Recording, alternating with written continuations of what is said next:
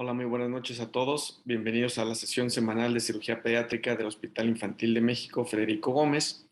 El día de hoy vamos a hablar sobre estreñimiento crónico e incontinencia fecal. Para esto invitamos a la doctora Leticia Moreno Acosta.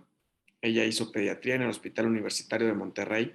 Posteriormente hizo cirugía pediátrica en el Hospital Infantil de México Federico Gómez, donde posteriormente fue jefa de residentes quirúrgicos y al mismo tiempo residente de cirugía colorectal de esta alta especialidad. Leti, bienvenida y muchas gracias por aceptar nuestra invitación. La clase la presentará el doctor Efraín Escribel Ramírez, el SR4 de cirugía pediátrica, también del Hospital Infantil de México Federico Gómez, y en esta ocasión me tocó supervisar esta clase. Yo soy el doctor Alfredo Domínguez Muñoz, soy jefe de residentes quirúrgicos y residente de cirugía colorectal del Hospital Infantil de México. Muy bien, Efraín, comenzamos. Vamos a empezar con el tema de estreñimiento e incontinencia.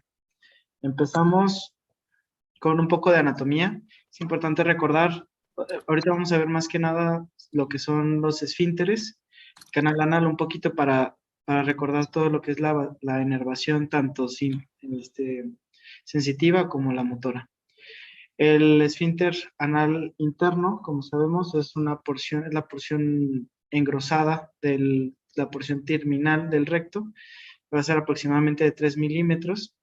En este esfínter interno vamos a tener que es músculo liso, entonces no va a ser una inervación que sea dada de manera somática, va a ser visceral y por lo mismo no va a ser de manera autónoma, o sea, no lo vamos a hacer va a ser de manera autónoma, no va a ser de manera consciente. Entonces, obviamente va a tener tres diferentes, la porción simpática, la parasimpática y la intrínseca. Desde el punto de vista simpático, tenemos los nervios lumbares que van de las raíces L2 a L4 y los nervios hipogástricos que vienen del ganglio del mesocárdico inferior y que nos van a dar estimulación tanto alfa adrenérgica y beta adrenérgica. La alfa va a excitar y la beta va a ser inhibitoria. Una va a contraer y la otra va a hacer que relaje el esfínter. La porción parasimpática va a salir de las raíces de S2 a S4 y son los nervios pélvicos que nos van a ayudar a la relajación. En esta porción, la inervación intrínseca, que son por los plexos que ya conocemos, que son el mientérico, que es el de Auerbach, el de Henke, que es el submucoso profundo, y el de Meissner, que es el submucoso, no van a tener tanta actividad a este nivel. Es importante recordar que este esfínter va a darnos aproximadamente el 85% del tono, entonces realmente va a llevar la mayor parte de la función de la continencia y aparte usualmente no se va a poder contraer tanto, más bien su función va a ser relajarse a la presencia de los estímulos, sobre todo parasimpáticos. Hablando ya sobre lo que es el esfínter anal externo, ese ya es el músculo estriado esquelético, se divide principalmente en tres diferentes formas: el profundo, el superficial y el subcutáneo. Este va a estar dada su inervación, que si esta sí va a ser voluntaria, se va a estar dada por ramas del nervio pudendo y ramas del nervio pectoral que van a salir igual de las raíces de S2 a S4. Igual esto es importante porque lo vamos a ver un poquito más adelante. En cuanto a lo sensitivo, el canal anal va a tener una gran cantidad de receptores que van a ser sensibles a la presión. Mientras más proximal, van a poder incluso discriminar entre si lo que nosotros tenemos es un producto sólido, líquido o incluso gaseoso. Eso es muy importante para nosotros tener un adecuado funcionamiento de la continencia, ¿sale? Tenemos el músculo elevador del grano, que también es su porción puborectal, su porción pubococcígea, que nos van a favorecer haciendo un ángulo al momento de contraerse para, en este caso, evitar las evacuaciones. Aquí tenemos los nervios que ya les había comentado, tanto las raíces parasimpáticas como las raíces simpáticas. Y pues bueno, pasando ya un poco a lo que nos compete, los mecanismos de continencia van a ser tres principalmente. Se tiene que tener una integridad del complejo muscular y de los esfínteres. Esto pensando, por ejemplo, en pacientes que hayan tenido una enfermedad de Hirschsprung que se le haya hecho, o una malformación anorrectal que se hayan tenido que reoperar a través de la vía sacra, o transrectal, eso nos puede favorecer, perdón, no sacral, la transrectal, eso nos puede favorecer a que haya lesiones a nivel del complejo muscular y de los esfínteres que nos pueden empeorar la continencia o el pronóstico de continencia. También tiene que haber una integridad nerviosa, que esto se da principalmente en la región sacra. Como ya vimos, tanto la inervación parasimpática como la inervación somática van a salir de ramas de esta zona, entonces es muy importante que no tengamos alteraciones a este nivel. Y pues por último, pero muy importante, la motilidad intestinal que vamos a estar viendo a lo largo de esta presentación. La cuestión de la fisiología de la defecación, vamos a ver un video rápido en el que os voy explicando cómo tenemos un reflejo de la defecación que las evacuaciones van a llegar hasta el sigmoides. En el sigmoides va a haber un momento que se van a mantener ahí porque es un reservorio. Posteriormente van a pasar al recto. En el recto van a causar una distensión que va a aumentar la presión hasta 20-25 centímetros de agua. Eso nos va a favorecer que haya el estímulo viaje hacia la médula y la médula haga un regreso por medio de los nervios pélvicos y causen una contracción tanto del recto como una relajación del esfínter anal interno. Tiene que haber obviamente materia fecal que se mueva, las evacuaciones se van a llevar al recto y obviamente eso va a favorecer el reflejo de la defecación. ¿Qué va a involucrar? Una contracción del recto y al mismo tiempo una relajación del esfínter externo y interno de manera simultánea. También existe el reflejo gastrocólico, que principalmente se da en los pacientes neonatos o lactantes menores, en los que hay una contracción también del recto que va seguida de la distensión del estómago que se da con el consumo de alimentos. Y finalmente aquí tenemos ya como tal la vía de los estímulos para la defecación. Tenemos que viajan primero las fibras aferentes de manera en la región tanto del recto como de colon, en la que responden a la dilatación. Eso aumenta la presión interna y nos van a favorecer que haya un reflejo en el que los nervios pélvicos van a favorecer la relajación del esfínter interno que al mismo tiempo nos va a dar la sensación o la urgencia de evacuar, y de manera consciente nosotros vamos a poder elegir por medio de los nervios pudendos, que son de rama tanto del pudendo como del perineal, la relajación del esfínter anal externo que nos va a favorecer, o sea que al momento de que haya relajación de los dos al mismo tiempo va a permitir la defecación, ¿sale? Pues prácticamente epidemiología del estreñimiento es importante porque hasta 3% de las consultas de pediatría van a ser por estreñimiento y hasta el 25% de las referencias a la consulta tanto de cirugía como de gastroenterología pediátrica van a ser por estreñimiento. Hasta 3% de los niños van a presentar manchado de la ropa interior más allá de los 4 años. La relación es un poquito más hacia los hombres, con 1.5 hasta 3 en relación a 1 con las mujeres. ¿Cuál es la definición? Es la incapacidad o la dificultad para evacuar con regularidad y de forma eficiente. Es la incapacidad para vaciar el colon, de otra forma de decirlo. ¿Por qué es importante considerar esto? Porque el paciente puede tener, por ejemplo, una impactación y que con eso esté con una pseudo incontinencia. El paciente puede estar incluso evacuando con regularidad, pero eso no quiere decir que sea de forma eficiente. Una gran cantidad de materia fecal todavía en el colon y eso pues obviamente no es una definición adecuada de un paciente con un buen tránsito intestinal. Es una patología incurable, eso siempre hay que explicarle a los papás, que la mayoría de los pacientes no van a tener una cura para su enfermedad y van a tener que tener tratamiento por mucho tiempo.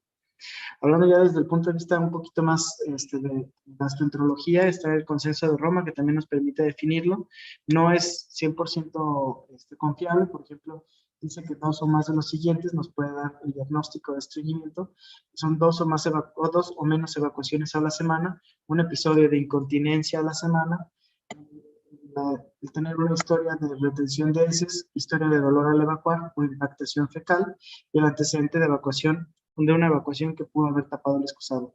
Aquí les comento, por ejemplo, lo que les había dicho de un paciente con una impactación fecal que puede tener una pseudoincontinencia, que puede estar evacuando incluso más de 2 veces a la semana y no por eso no deja de tener un estreñimiento, ¿sale? Por eso no hay que tomarlo así tan específico, pero es una forma en la que se puede describir.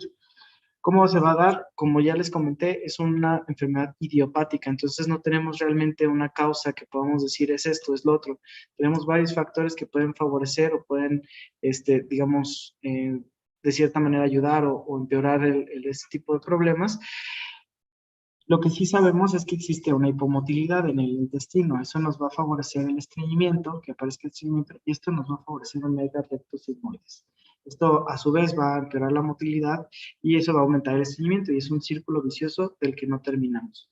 Este círculo vicioso a su vez nos va a favorecer, ya que tenemos el estreñimiento, que la materia fecal obviamente esté dura. Eso en algunos pacientes puede causar una fisura anal.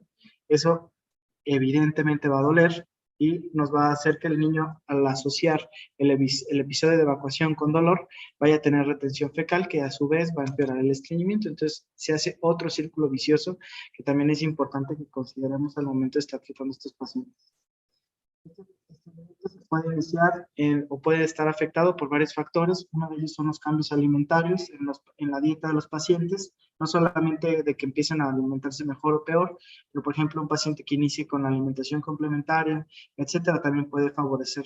Es frecuente en pacientes que puedan tener fisuras o dermatitis del pañal, porque como les comentaba les duele, y entonces eso favorece que los pacientes no quieran presentar ese dolor y obviamente tienen las evacuaciones. Tanto el factor familiar como las alteraciones psicológicas son importantes, pero no son determinantes. Como comentaban tanto la doctora Bischoff, Andrea Bischoff, como el doctor Peña en uno de los artículos, son patologías, los que vamos a ver nosotros como cirujanos son patologías muy graves, o sea, son pacientes que ya que son muy resistentes a tratamiento. Entonces, pensar que un estreñimiento de origen psicógeno, o sea, un psicógeno, realmente es poco frecuente es poco lógico que llegara a ser resistente al tratamiento. Entonces, sí pueden empeorar el estreñimiento, pero comentan que no lo tomemos como una causa determinante. ¿Cómo vamos ¿Cuáles son los pacientes que nosotros vamos a ver? Pues aquellos pacientes que no respondan a los cambios de dieta o laxantes, que usualmente van a ver tanto los médicos generales como los pediatras. Usualmente se van a detectar de los 2 a los 4 años, porque a esa edad más o menos empiezan los pacientes con el entrenamiento para ir a evacuar. 40% se pueden presentar desde el primer año y el diagnóstico es importantísimo, que es historia clínica y exploración física principalmente. Existen varios diagnósticos diferenciales. El principal obviamente va a ser Hirschsprung y algunas otras enfermedades. También podemos tener, obviamente por la cuestión que les comentaba de las evacuaciones muy duras y del dolor, fisuras anales crónicas y evidentemente una enfermedad de Crohn. Hablando de otro tipo de diagnósticos diferenciales, es importante siempre no descartar que las cuestiones psiquiátricas pueden empeorar o en algunos casos leves pueden ser la causa del estreñimiento. ¿Cuál es el abordaje? Pues vamos a tener en la exploración física, vamos a tener obviamente que hacer una exploración física completa. Al momento de la palpación podemos palpar fecalomas en el abdomen del paciente. Siempre tenemos que inspeccionar tanto el periné como la región perineal para buscar la posición y las características del ano. Siempre tenemos que hacer un reflejo cutáneo para ver que todas las vías nerviosas estén adecuadas o no tengan lesiones. Y es muy importante el paciente para valorar que pueda o no tener manchado, porque eso nos va a hablar de una pseudoincontinencia. ¿Cuál es el abordaje? Ya que tenemos la sospecha, se pueden hacer varios estudios de gabinete. En el libro de Coran comenta que pueden dividirse en dos abordajes, el paciente menor y el paciente un poquito ya más grande. En cuanto al paciente menor, se sugiere, bueno, el colon por enema es para todos, pero en los pacientes en los pequeños, nos puede servir porque uno de los principales diagnósticos, como ya habíamos comentado, es la enfermedad de Hirschsprung. Lo más importante es que veamos que el paciente con un estreñimiento idiopático, un estreñimiento crónico, vamos a tener más bien una dilatación del colon distal, a nivel distal, mientras que en el Hirschsprung lo que vamos a tener es un colon más bien hipoplásico o disminuido en calibre en la porción distal, y lo que va a estar dilatado es el colon proximal, mientras que vamos a ver en algunos pacientes, obviamente, la zona de transición, como es la zona que se señala aquí con la flecha negra. También se tiene que hacer manometría en el caso que estemos sospechando sobre todo de la enfermedad de Hirschsprung para valorar el reflejo inhibitorio que en los pacientes con Hirschsprung no debe de estar, y en los pacientes con estreñimiento crónico tenemos que siempre estar conscientes de que como está dilatado tenemos a veces que usar otro tipo, una cantidad mayor de presión para que alcance a distender realmente el colon y eso nos evite algunos falsos negativos. También se pueden tomar biopsias rectales en caso de que continuemos con la sospecha. Y en los niños mayores se pueden hacer también radiografía de abdomen o una resonancia magnética, sobre todo en los pacientes que recuperan mucho más. Aquí podemos ver una radiografía con un colon por enema en la que se ve un colon sigmoides extremadamente dilatado con una cantidad muy importante de materia fecal por dentro. Esta es una resonancia magnética en la que vemos igualmente un colon sigmoides impresionantemente dilatado con una gran cantidad de materia fecal por dentro. El tratamiento, ¿cuál es? Espérame tantito. Leti ya está con nosotros. Leti, pues, tú que ya tienes amplia experiencia en este tema y pues como les decía al principio, es una enfermedad sumamente común y pues nosotros somos conscientes de ello. Simplemente la consulta de cirugía todos los martes y jueves, la cantidad de pacientes que vemos con estreñimiento crónico y pues esos pacientes que vemos ya son pacientes que han recibido múltiples manejos y pues no les ha funcionado, ya son estreñimientos más graves o estreñimientos que ya requieren un abordaje de algún especialista. Pero en tu experiencia, Leti, ¿cómo llegan estos pacientes clínicamente? ¿Qué es lo que les buscas? ¿Cuáles son las principales características que hay que tener en mente, pues principalmente para diferenciar de una enfermedad de Hirschsprung? Hola chicos a todos, perdónenme que me tardé un poquito, pero es que me tocó un accidente en camino, entonces ya pues eso hizo que retrasara un poquito. Alfredo, gracias por la invitación y pues hay varias características importantes. Yo creo que ese 3% que mencionaba Efraín es muchísimo mayor.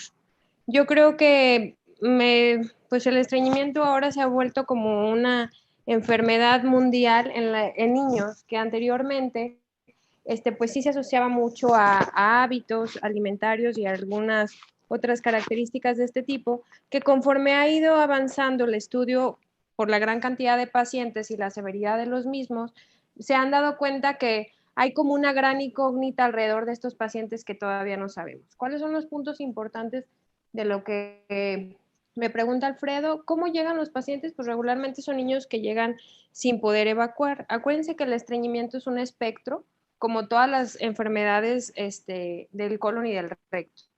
Van desde las más sencillas hasta las más severas. Por ejemplo, en las malformaciones anorrectales, las más sencillas son las perinales, hasta las cloacas, estrofias de cloacas, que son las más severas. Entonces, los niños estreñidos, pues van a estar dentro de este espectro.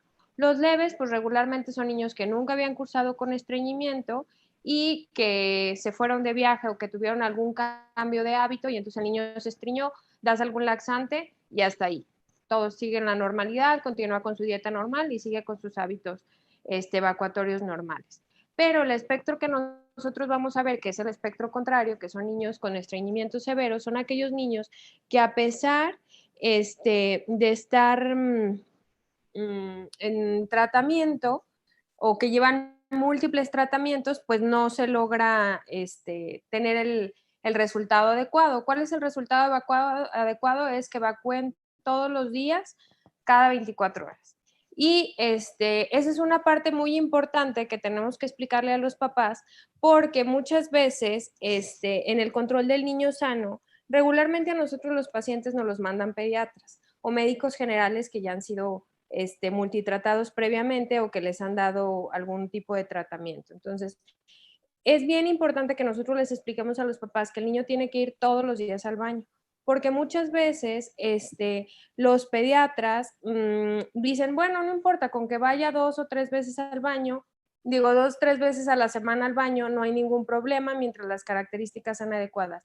A lo mejor sí, pero no en el caso de los niños estreñidos y mucho menos con estreñimiento severo. Tienen que ir todos los días al baño y ese va a ser una de las metas importantes que nosotros vamos a tener que lograr con el tratamiento. Otro punto importante que creo que es que Efraín no lo mencionó en una de sus diapositivas es cuáles son las características de la evacuación. En forma general, pues existe la escala de Bristol. Nosotros en el Infantil de México realmente no la utilizamos como tal, sino utilizamos preguntarle directamente las características de la evacuación. Entonces, hay 7 cosas que tenemos que preguntar alrededor de la evacuación.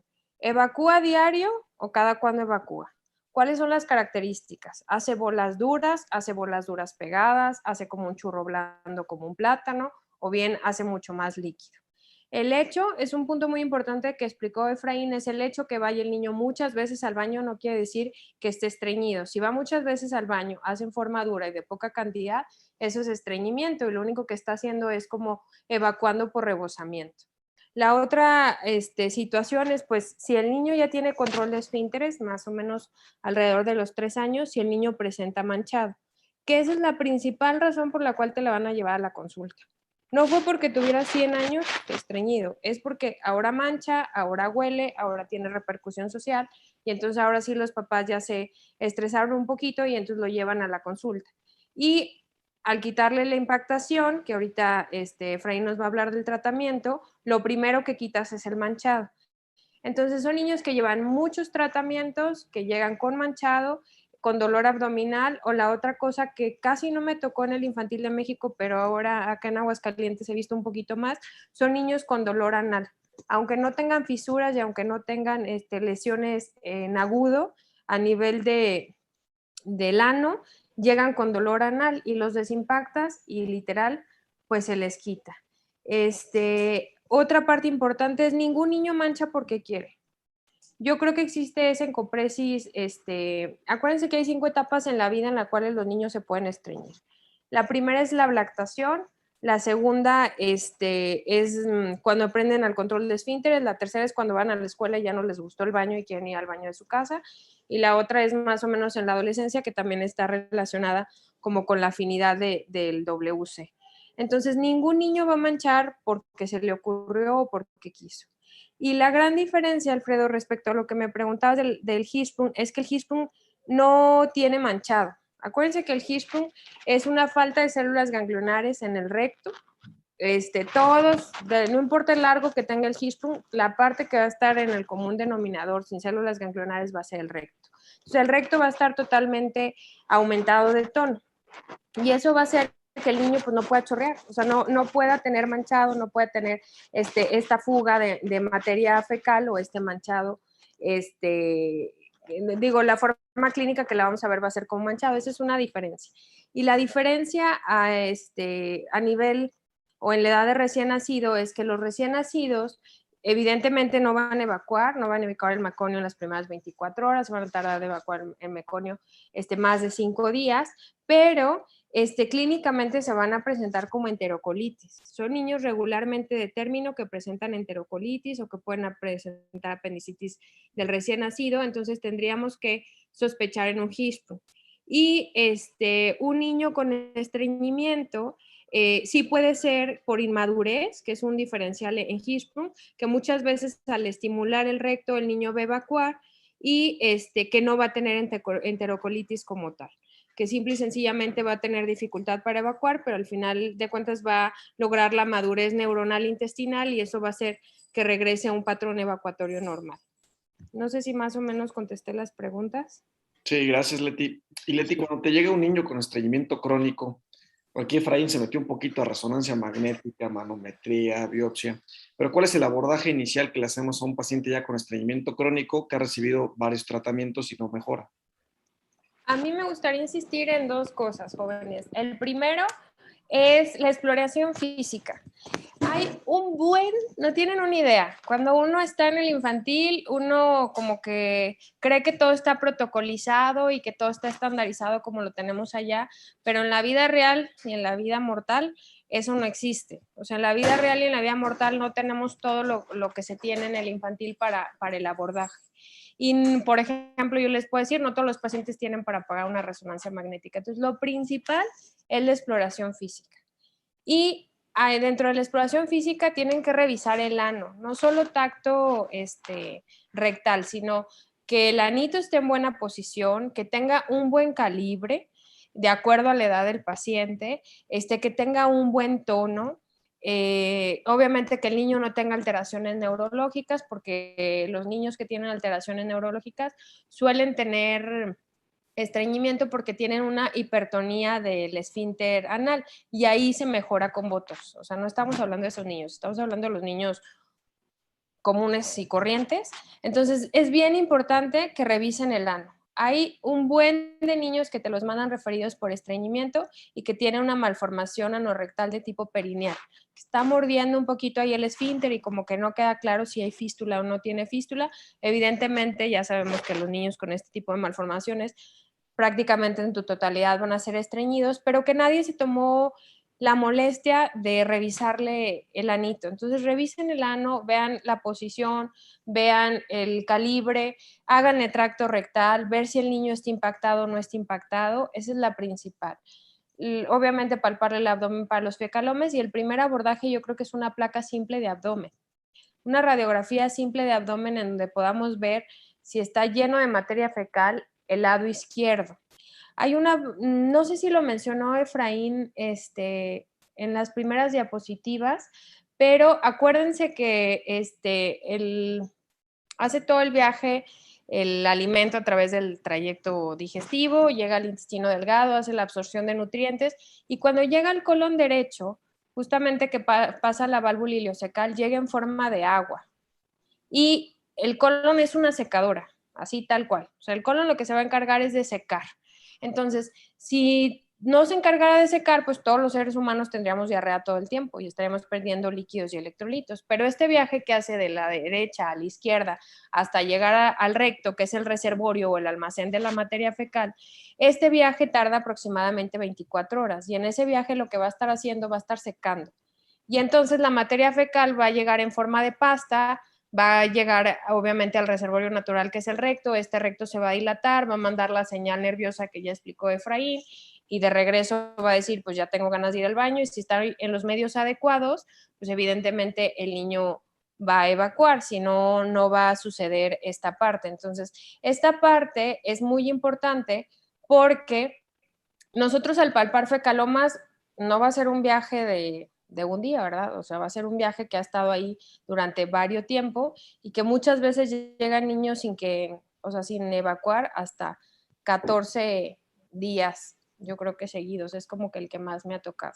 Me tocó también una niña que no respondía a ningún tipo de enema, que todo el enema que fuera, el que le diéramos, le daba un dolor importante y hacía reflejo vagal y se desmayaba, que esos son los casos más severos y que al final de cuentas, pues ocupa sigmoidectomía. Ok, Leti. Gracias. Entonces podríamos decir que el primer estudio, radiografía. Y de la radiografía, viendo ya la evolución, vemos si el paciente amerita manometría o colon por enema, ¿no? Así es, radiografía, le das el tratamiento, radiografía de control. Esa es la parte más importante, que hagas al paciente limpio y que veas realmente si está mejorando o no. Y en dado caso que no, pues ya haces los demás abordajes. Y en los niños que tienen alteración neurológica, yo creo que sí valdría la pena hacerles manometría por esta parte de la hipertonía del esfínter anal, pero pues en ese caso muy en específico. Perfecto, Leti. Gracias. Pues seguimos, Efra, ahora con la parte de tratamiento. Bueno, Yo tengo una pregunta. Adelante, Diego. La mejor manera de diagnosticar que un paciente está impactado, sabemos que es el tacto rectal. Pero ¿qué hay de ese paciente que le palpas el abdomen y logras palpar un fecaloma, ves la radiografía, se ve abundante heces, le haces el tacto y no sientes popó o no sientes la bola dura allá abajo? ¿Está impactado o no está impactado? ¿Sí me explico? Porque a lo mejor tiene las heces un poquito más arriba que no las alcanzas a tocar con el dedo, pero la radiografía y la clínica pues te está diciendo que sí. Pero me ha tocado también que tengo pacientes de ese estilo y me dicen, si tu tacto rectal está vacío, no está impactado y el paciente está bien. ¿Qué es lo que, Leti, nos recomiendas hacer con estos pacientes? O definitivamente, como lo dijiste, que la clínica dictamine tu manejo. No, o sea, evidentemente, haz de cuenta, te llega, a lo mejor no lo dije muy claro, o sea, soy muy incisiva en la clínica porque de verdad sí te llegan niños que tienen otro tipo de malformaciones y que todo el mundo creyó que eran estreñidos y no eres un estreñido como simple, por así decirlo. Yo creo que es la clínica, o sea, revisar, palpar que no tenga fecalomas y complementarlo con una radiografía. De hecho, me llegó a tocar ahí, estando de residente en el infantil, una niña que estaba, pero súper llena de materia fecal en el lado izquierdo. Yo creo que llegaba a, en mi colon izquierdo, todo estaba llena de materia fecal, pero a la hora que tú haces el tacto no eran bolas duras, era como pasta. O sea, era como pasta, pero tenía tanta materia fecal que ahí lo que hicimos es desimpactarla. O sea, le dejas enemas y lo desimpactas. Entonces, si tú tienes un niño, hablando del caso que tú dijiste, si tú tienes un niño que le haces el tacto rectal, la ámpula está vacía, pero tienes lleno el colon izquierdo, pues lávalo. O sea, ponle los enemas, desimpáctalo y tómale la radiografía de control, que es muy importante, porque no muchas veces con un solo ciclo, por así decirlo, de enemas, no siempre salen los niños. Digo, la mayoría, evidentemente, y la mayoría le va muy bien. Y de hecho de eso hay un estudio que se hizo ahí en el hospital. Pero no a todos les va bien con una y a lo mejor tienen que repetir un segundo ciclo. Por eso es bien importante que además de la clínica le tomen la placa y le tomes la placa de control después de tu tratamiento. Y entonces, si ya tienes un colon limpio, entonces ahora sí ya inicias los laxantes.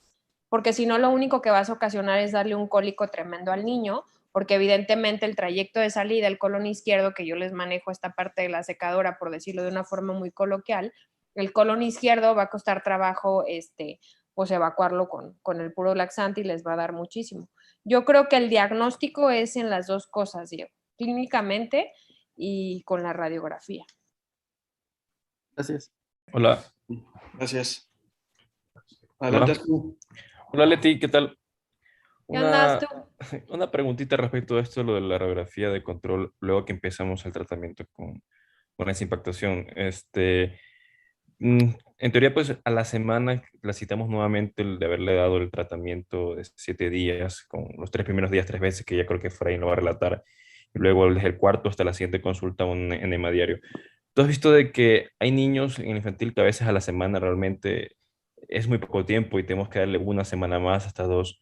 ¿Tú crees que, en tu experiencia, esos 7 días que damos inicialmente es muy poco tiempo para darle el primer control radiográfico o en general pues es el tiempo óptimo? Digo esto porque a veces no es fácil que las mamás vayan a la consulta cada semana y si los irradia cada rato. ¿O crees que hay un tiempo que podríamos como que extenderle con lo de los enemas? Mira, yo creo que 7 días es es una buena temporada o un buen tiempo. Son muy poquitos realmente los niños que no te van a mejorar con el esquema de desimpactación que nosotros manejamos en el infantil, que es el mismo que yo manejo acá en Aguascalientes. O sea, la mayoría te van a funcionar y la mayoría van a llegar con una placa limpia y te va a dar pie para que puedas utilizar los laxantes. Son muy poquitos los que van a necesitar a lo mejor un segundo ciclo. Evidentemente, cada vez más seguido vemos niños más chiquitos con estreñimientos más severos. Y esa es una parte que no siempre veíamos. Pues yo les puedo decir que cuando yo llegué hace, híjole, ya se voy a decir que estoy muy viejita, pero hace como 6 años, 7, que llegué al infantil, no veíamos niños tan chiquitos. Y cuando yo hice colorectal, cada vez eran niños más chiquitos con estreñimiento severos que ocupaban gran cantidad de laxantes. Entonces yo creo que 7 días es una buena cantidad o una buena temporada y ya han dado caso esa pequeña cantidad de pacientes que no entran dentro de esta Grupo. respuesta exactamente, pues ya repetirles pues otro ciclo de enemas, perdón. Listo, gracias. Gracias, Leti. Pues ahora sí seguimos, Efra, con la parte de tratamiento. Entonces, bueno, las bases del tratamiento tiene que ser primero y lo más importante, educar y aconsejar a los familiares para que entiendan el tipo de patología que es, explicarles que el tratamiento va a ser prolongado, que en algunos pacientes no se va a poder suspender, que va a ser incurable. Esto con la intención de que cuando mejoren no dejen el tratamiento, porque muchas veces es lo que puede pasar. Siempre hay que determinar si existe la impactación, que vamos a hablar un poquito más adelante también, como decía la doctora Leti, siempre tiene que ser con una radiografía, si tiene que ser un tacto rectal, si tiene que ser una palpación del abdomen. En caso de que tengamos una impactación, siempre nuestra prioridad debe de ser desimpactar al paciente. Una vez que ya tenemos, que ya descartamos tanto la impactación como o sea, ya se realizó la desimpactación, siempre también es el primer paso es iniciar una dieta laxante y la finalidad pues siempre va a ser la de iniciar los medicamentos por vía oral, que son los laxantes, que van a ser el tratamiento de mantenimiento. Este laxante que ocupamos aquí en el hospital es esta hoja en la que nosotros le ponemos aquí cuáles son los medicamentos, los alimentos que sugerimos que el paciente consuma y cuáles son los que hay que evitar. Hay como, por ejemplo, en las carnes, los embutidos, las carnes secas, las vísceras. Hay que evitar la manzana, la pera, la tuna, el plátano, guayabo, tejocote, que por ejemplo manzana, pera y plátano son alimentos que luego los papás de manera regular inician, son con los que inician la alimentación complementaria, por ejemplo. Y hay otras frutas que sí, como las que están aquí. Los cereales hay que evitar el arroz, el pan blanco, la sopa de pasta, las galletas, las frituras. Hay que evitar igual la papa, la zanahoria y el camote. Y hay que favorecer el consumo de vegetales verdes, de vegetales como el chayote, los chícharos. Hay que evitar la leche o que sean máximo 2 raciones al día, preferentemente de liconza. Y el agua de frutas, esa sí está permitida lo que quieran, pero hay que evitar los postres. En cuanto al tratamiento, insisto en que es importante que los papás entiendan que es incurable, pero muchas veces es manejable. El tratamiento siempre tiene que ser individualizado, o sea, no va a ser, no porque el paciente sea más grande, sea más chico, quiere decir que va a necesitar una dosis más o menos. Dependiendo de cada paciente, habrá pacientes muy grandes o pacientes que sean, digamos, tengan de mayor masa o lo que sea, y necesitan una dosis pequeña, y puede haber pacientes muy pequeños que necesiten una dosis muy importante. Incluso pueda ser intratable el cuadro de estreñimiento. Hasta el 85% de los pacientes van a responder al tratamiento agresivo con laxantes. La mayoría de los pacientes que vamos a ver nosotros como cirujanos van a ser pacientes que ya no van a haber respondido a una dosis, digamos, tradicional de laxantes. Entonces, se comenta que siempre tiene que ser un tratamiento agresivo. Y obviamente el seguimiento radiológico es la forma más objetiva de estar con nuestros pacientes, de hacerles un seguimiento adecuado. Como decía la doctora Leti, después de cada, por ejemplo, de cada protocolo de desimpactación, valorar con una radiografía cada vez que veamos al paciente, si es todavía que tiene un estreñimiento que no se controla o que estamos en vías de control, siempre es importante tomar una radiografía. La desimpactación es cuando nosotros tenemos una gran cantidad de materia fecal bueno, más bien la impactación fecal se refiere a cuando tenemos una gran cantidad de materia fecal, que como dijo la doctora, el colon lo que hace es secar o absorber la mayor cantidad de líquidos. Mientras más tiempo permanezca en el colon, este paciente va a tener unas evacuaciones cada vez más secas. Y eso puede llegar al punto en el que se acumule y esa materia fecal no pueda pasar a través del recto, del ano y obviamente evacuarse. En algunos pacientes alrededor va a poder alcanzar a filtrarse un poco de materia fecal líquida, que es la que nos puede dar la pseudoincontinencia, y en algunos pacientes incluso referirnos que el paciente tiene diarrea, y ya gracias a eso, pensar que ya esté mejor. La finalidad de los enemas o de la desimpactación va a ser que el colon se vaya limpiando de manera que exista ya un tránsito normal que nos permita que el paciente evacúe. La desimpactación puede ser oral, como tratamiento, el Macrogol, que es el Contumax, que son a dosis altas y son dosis muy prolongadas, que no es lo que nosotros usamos. Pues nosotros, la escuela de la desimpactación por enemas, que vamos a comentar un poquito ahorita. Espera, Efra, antes de que avances, mira, regresa a tu diapositiva pasada, porque es algo que yo he tenido mucha duda. Yo sé que nosotros desimpactamos con enemas y he visto que el tratamiento funciona, el que utilizamos. Pero, ¿qué hay de esa desimpactación oral que dijiste con Contumax?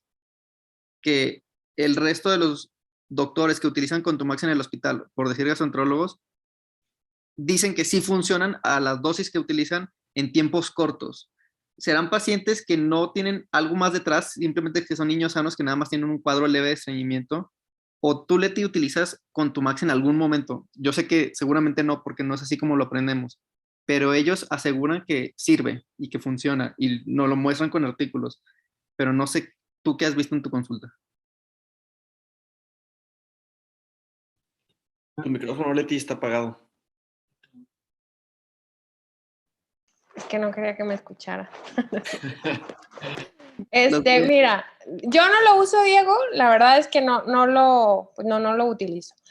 Por dos razones. Una, porque hay un estudio bien descrito, híjole, no sé si está publicado, no les mentiría, pero dentro de las pláticas del doctor Luis de la Torre, que también ha visto mucho estreñimiento a lo largo de su profesión, él hizo un estudio que incluso hay un video que es un helado que se ve cómo va cayendo. Entonces, si nosotros vemos la primera imagen aquí, o sea, ahí se ve todo el colon repleto, ¿no? Entonces, si tú le das polietilenglicol, evidentemente lo que está en la válvula ileocecal que vemos ahí cerca del apéndice, pues es materia fecal líquida. Y luego ya semipastosa y luego bolitas duras, ¿no? Entonces, ¿qué es el polietilenglicol?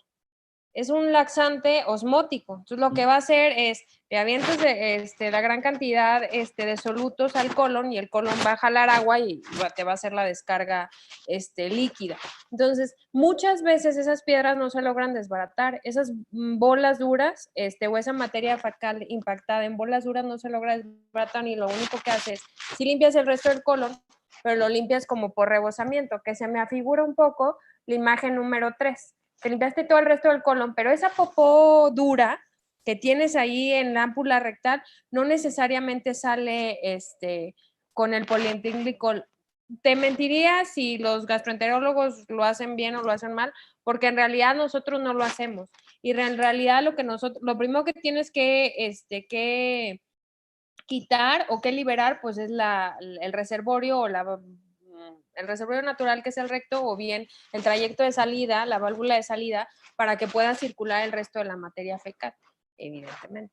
Entonces, el polietilenglicol yo no lo utilizo y hay a ver si se los encuentro y se los mando a través de Alfredo para que se los pueda compartir. Este artículo del doctor Luis de la Torre, donde también él menciona que lo que hace es, como esa popó dura no se quita, se va haciendo como laxo el sigmoides. Entonces, pues es como un globo que se infla y luego se desinfla y entonces queda así como sin tono, ¿no? Entonces eso hace que forzosamente después esos niños tengan que llegar a la cirugía de la sigmoidectomía. Yo no lo hago, soy muy honesta, sí veo estreñidos, sí veo estreñidos, pero no los hago. Y, por ejemplo, la niña que más así estreñimiento severo me tocó es una niña que se llama Daleisa, que vive en los Estados Unidos, que de hecho al final de cuentas la referí con Luis de la Torre, porque, o sea, ella es de Estados Unidos, pero su familia es de aquí cerca de Zacatecas, entonces llegó conmigo y no respondió a nada. O sea, entiéndanme que ni a jabón de Castilla, ni a champú de bebé, ni a glicerina, la mamá cada vez que le ponía el enema me hablaba y la niña se estaba desmayando y eran cosas que realmente uno no ve bueno, a mí nunca me tocó ver que un niño no respondiera a ningún tipo de enema, no de laxante, de enema. Y al final pues le hicieron sigmoidectomía. Ella es de California y se tuvo que regresar a Estados Unidos y pues yo le di la referencia y ella, con su seguro de gastos médicos se la iban a hacer. Pero yo no desimpacto con polietilenglicol y son las dos cosas por las cuales, o sea, científicamente no se hace. ¿Sabes qué, Diego? A mí me gustaría agregar algo aquí. Sí valdría la pena ver, o sea, yo sé que muchos utilizan el Contomax para la desimpactación, pero hay que ver el tipo de paciente, porque a lo mejor si es un paciente con un estreñimiento leve, como mencionábamos antes, si le das Contomax, pues muy probablemente vaya a funcionar. Pero un paciente así ya impactado, como los que nos tocan ver, híjole, habría que valorar bien exactamente el tipo de pacientes con el que se usa el Contomax en el servicio de gastro. De acuerdo. Pero bueno. Fíjense que otro así como tip que les puedo dar extra es esos niños que tienen, volvemos a este espectro que yo les decía, esos niños que tienen un estreñimiento leve, no necesariamente es que, híjole, ya lo verán, que una cosa es que tener a Rosy y a Norma ahí 24/7 maravillosas que las amo y las adoro y otra cosa es aviéntatela. O sea, el enema en el consultorio, o sea, literal, de póngale y le da miedo y la mamá no quiere. Y entonces existen todos este tipo de cosas que no vemos, pero sí vemos. O sea, que nadie nos enseña a la hora de estar ahí en el hospital, pero que en la vida real te enfrentas a eso en tu consulta. Entonces, este tipo de estreñimiento leve, a mí lo que me ha funcionado es desimpactarlo con Microlax, que es glicerina líquida. Es un paquetito de 4 laxantes, o sea, bueno, los 4 enemas, valen 83 pesos, uno diario, le tomas la placa y regularmente funcionan, pero niños con estreñimiento leve, no con este tipo de estreñimiento que regularmente pues vemos los quirúrgicos. Como tip. Gracias, Leti. Sale, Fran. Vamos a darle un poquito de velocidad. Bueno, en cuanto al manejo de desinfectación que tenemos aquí en el hospital, como ya lo comentaron, es un protocolo que son de 10 días en total. Los primeros 3 se van a aplicar enemas que siempre están calculados a 20 mililitros por kilo. Van a ser 3 en todo el día, uno en la mañana, uno en la tarde y uno por la noche. En la mañana es únicamente solución salina. La solución salina la podemos preparar con 1 litro de agua más una cucharada de sal común. No podemos usar una solución salina comprada en la farmacia, que pues, obviamente es más cara, pero es un poquito más seguro de usar. La solución salina es en la mañana, pues obviamente nos va a ayudar para que la materia fecal esté bien hidratada, que no, o sea, como lo comentaba la doctora, pues sí, se va a estar seca y eso va a favorecer que se hagan bolas, etcétera. La solución salina nos va a ayudar a que esté más hidratada. Por la tarde va a ser solución salina más de 5 a 20 mililitros más o menos de glicerina. En algunos, la doctora Andrea, por ejemplo, comenta en uno de sus artículos que son más o menos de 5 a 10 mililitros por cada 500 de solución salina, pero eso es ya más bien como una cuestión de práctica clínica, lo que estamos acostumbrados a manejar. Obviamente esto nos va a permitir que se siga hidratando la materia fecal, y con la glicerina vamos a favorecer que las evacuaciones salgan con mayor facilidad. Por la noche está indicado la misma solución salina, pero en este caso con medio frasco de FLIT. El FLIT es un enema que funciona a base de fósforo, de fosfatos, es un fosfoenema. Obviamente lo tenemos que valorar, siempre tiene que ser medio y siempre tiene que ser máximo 1 al día. Si le damos más, podemos, al paciente le podemos causar hiperfosfatemia, hipocalcemia, etc.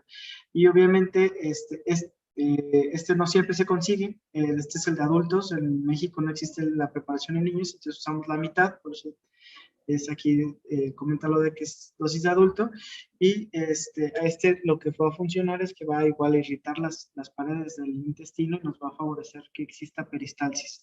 Esto se va a administrar 3 veces al día, 3 días, y posteriormente, a partir del 4º para el 10º, se van a hacer enemas ya solamente con solución salina, con glicerina, y esto hasta terminar los 10 días, le tomamos una radiografía de control y lo vemos en la consulta para valorar si hay necesidad de realizar otro protocolo, o si con eso es suficiente y podemos pasar al tratamiento por vía oral. Obviamente, no nada más es tomar la radiografía, es volverla a valorar y volverla a hacer tacto rectal, volverla a palpar el abdomen y todo lo que conlleva.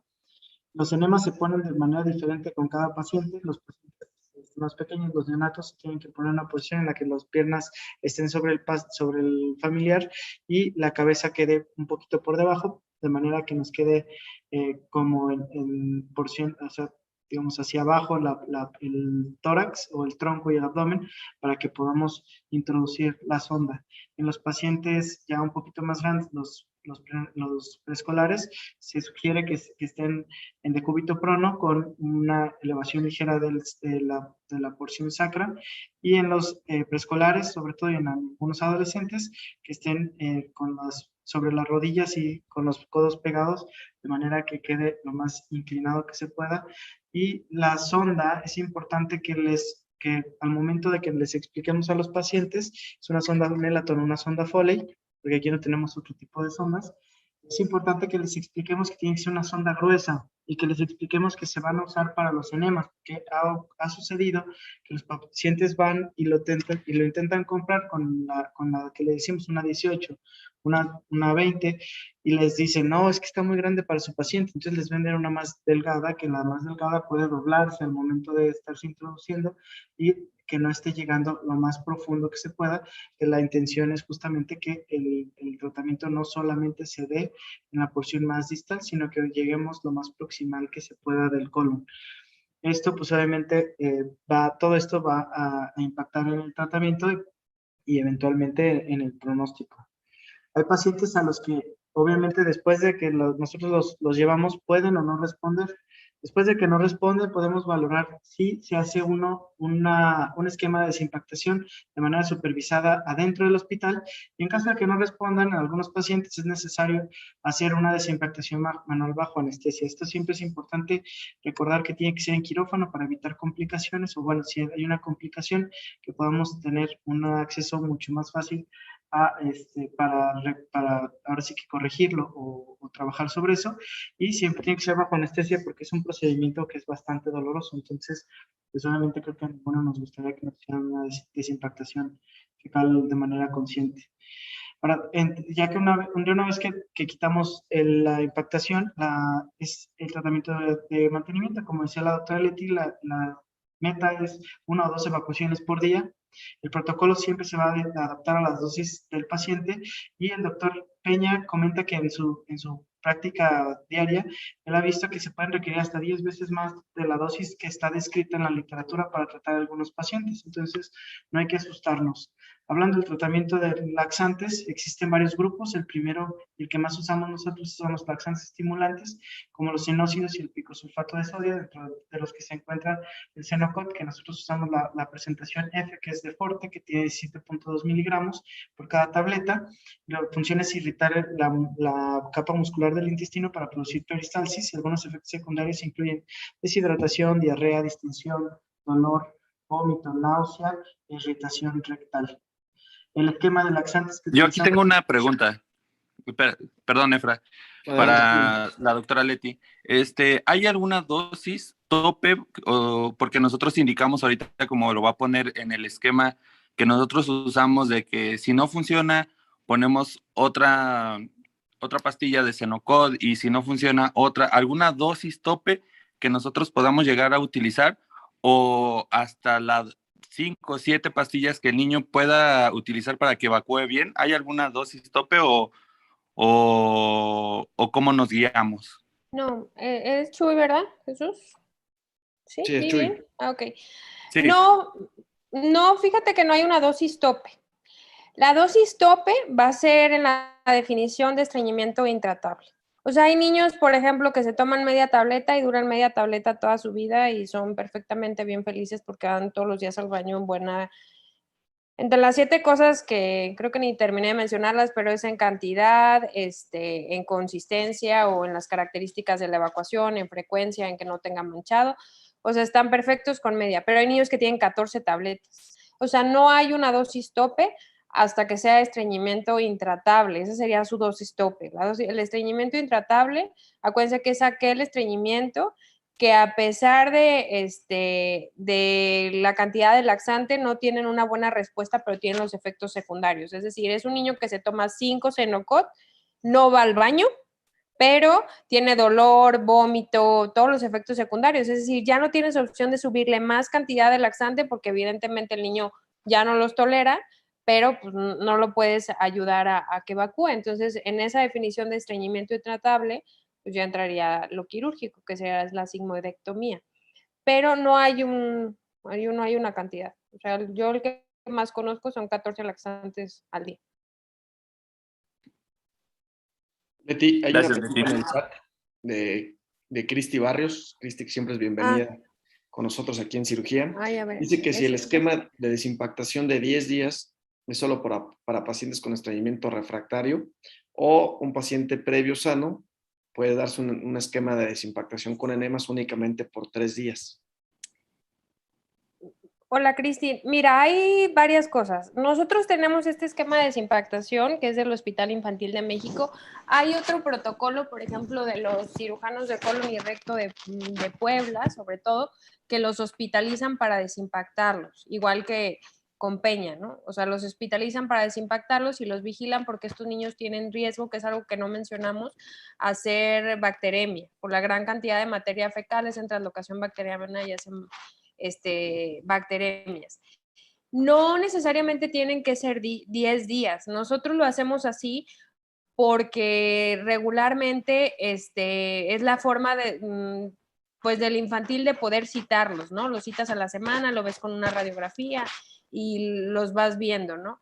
Lo que muchas veces se puede hacer es dar un seguimiento diario, aunque no tengas a tu paciente hospitalizado y a lo mejor no ocupa 10 días este plan, ocupa 3, ocupa 4, porque acuérdense que no son recetas de cocina, o sea, cada paciente necesita, o sea, tiene necesidades diferentes. Nosotros en el infantil lo hacemos en 10 días por ese protocolo, o sea, que te digo, no puedes citar al niño todos los días diario, económicamente no lo pueden solventar, no pueden solventar una radiografía diaria, o sea, no pueden pasar estas cosas, pero si tú lo puedes hacer por fuera con un niño, a lo mejor de un estreñimiento leve, como yo les decía el tip del microlax, o sea, le pones el microlax, el niño 3 dosis o 4 dosis, lo vuelves a ver con una placa y está bien, pues te ahorraste los 10 días, ¿no? Es como muy individual, no tiene que ser así cuadradamente 10 días, sino si tu medio o el paciente que tú estás viendo te lo permite y que le tomes una placa, no sé si diario o cada 2 días y ver en el momento que el paciente está listo, esa es la cantidad de días que necesita. Nosotros lo hacemos así, pues por lo que ya les expliqué. Bueno, por eso se hace así en el infantil. Ok, gracias, Leti. Oye, y una duda, ¿el microlax se da igual cada 8 horas o es uno diario? No, uno diario. Bueno, Ah, es leve, ¿eh? Leve. O sea, estoy Sí. así súper clara, ¿no? Van a decir que yo les estoy diciendo que esos que están llenísimos. La doctora Leti en la clase les dijo, no. O sea, leve, estreñimientos leves, o sea, niño que le palpas el fecaloma, que pues ya ha estado estreñido, pero no tiene, o sea, tanta materia fecal, que la placa no se ve tan llena. A mí me ha funcionado porque a veces las mamás, sobre todo presas, no le entran a los enemas.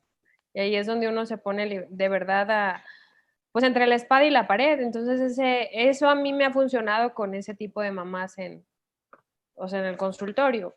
Aquí, por ejemplo, en el hospital, sí manejo el normal, o sea, el esquema que vemos allá. Que igual Ok, hay que, gracias. si lo que dice Leti es muy No. importante, o sea, si tú lo estás manejando con microlax, pues nomás darle seguimiento, no perder al niño 2, 3 semanas y después que llegue ahora sí bien impactado, ¿no?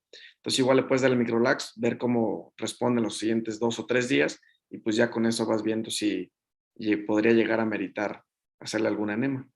Exacto. De hecho, así literal es. Se acaba la cajita, son 4 dosis y lo ven al consultorio con placa. Y si no funciona, sorry mamá, le tienes que entrar a los enemas colorectales porque no hay de otra. Pero si funciona, pues ya me dio ese beneficio, sobre todo pues en las mamás un poco complicadas. Una pregunta, perdón. No alcancé a Adelante. escuchar si Efra mencionó el límite de cuando calculas la solución salina a los 20 ml por kilo. ¿Hay un límite por edad o de líquido en el cual podemos hacer la mezcla?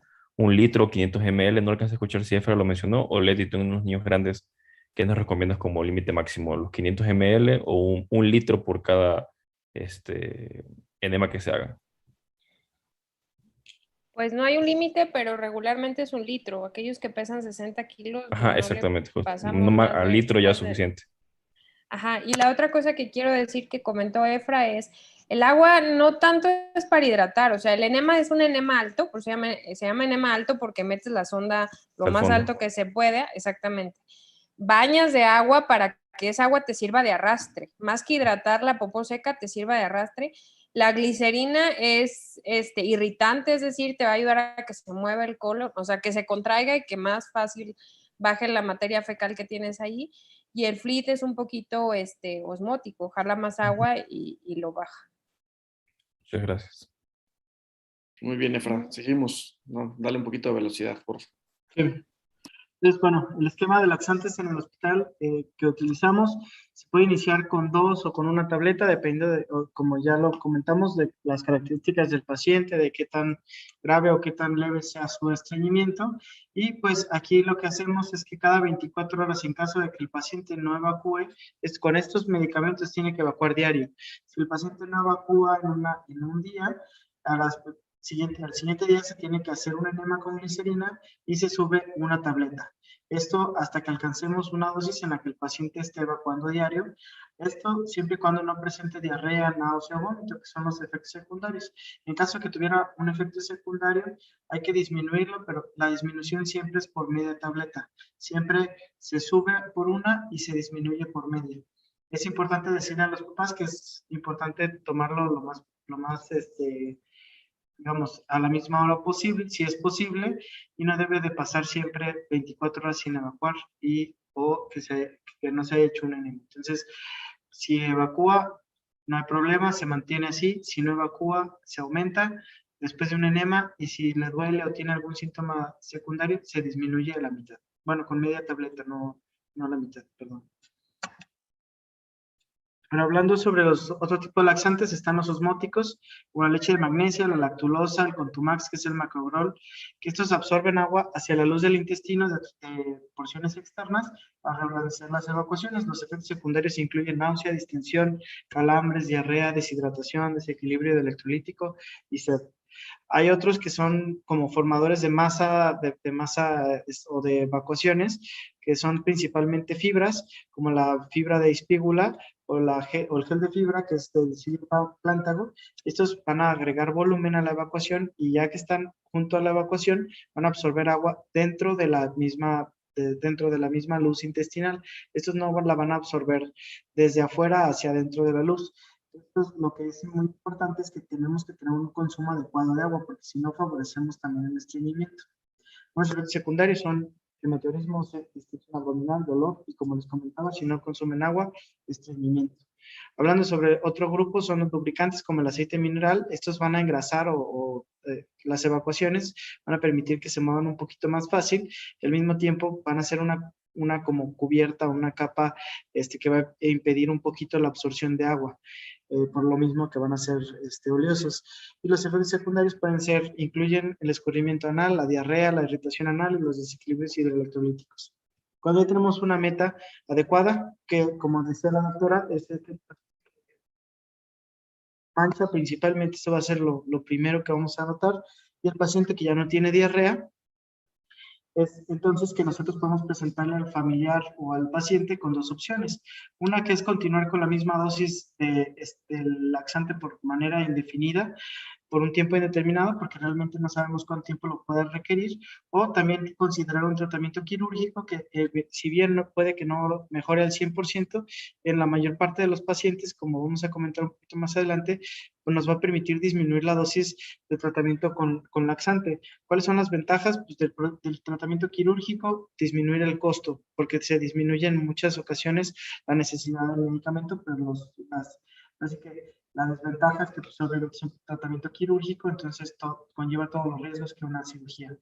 Y en caso de que continúen con el laxante, pues obviamente no hay riesgo quirúrgico, pero el costo puede ser bastante alto, sobre todo pacientes que requieran una dosis muy alta, como decía, de unos 7 o 8 tabletas cada día, pues obviamente estamos hablando de un gasto constante y bastante alto.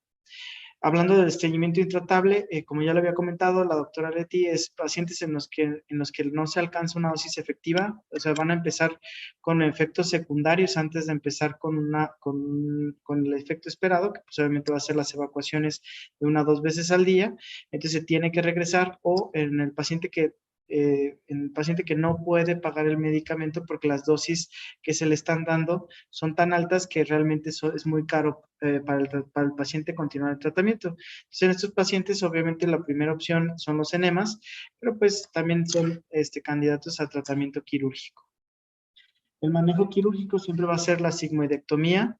Existen 2 modalidades: la abierta, que se hace una incisión en línea media, se va a resecar la porción del colon sigmoides, una región del colon descendente en el que no esté dilatado, y se va a hacer la otra sección a nivel del recto.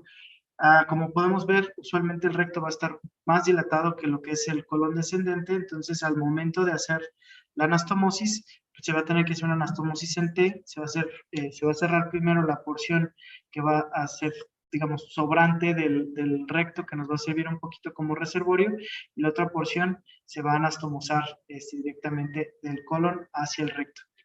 Este es el tratamiento de manera abierta. Existe, en 2019 describió el doctor Luis de la Torre, uno de los doctores que comentaba la doctora Leti. Él es un médico mexicano que está actualmente en Colorado, describió en una serie de 13 pacientes la sigmoidectomía transanal. En estos pacientes vamos a colocar al paciente en un decúbito igual prono, como si fuéramos a operarlo de otro tipo de cirugía, como por ejemplo la de Hirschsprung. Vamos a colocar el separador Lone Star para que nosotros alcancemos a ver lo que es la línea pectínea. Después de visualizarlo así, vamos a avanzar a 1 o 2 centímetros proximales a la línea pectínea o la línea arcada y vamos a tener una visualización aproximadamente como la que estamos observando. Y una vez aquí vamos a medir 5 centímetros, un poco más proximal, y vamos a iniciar a poner puntos de referencia que nos van a permitir traccionar en lo que es el colon para poderlo manipular más fácil.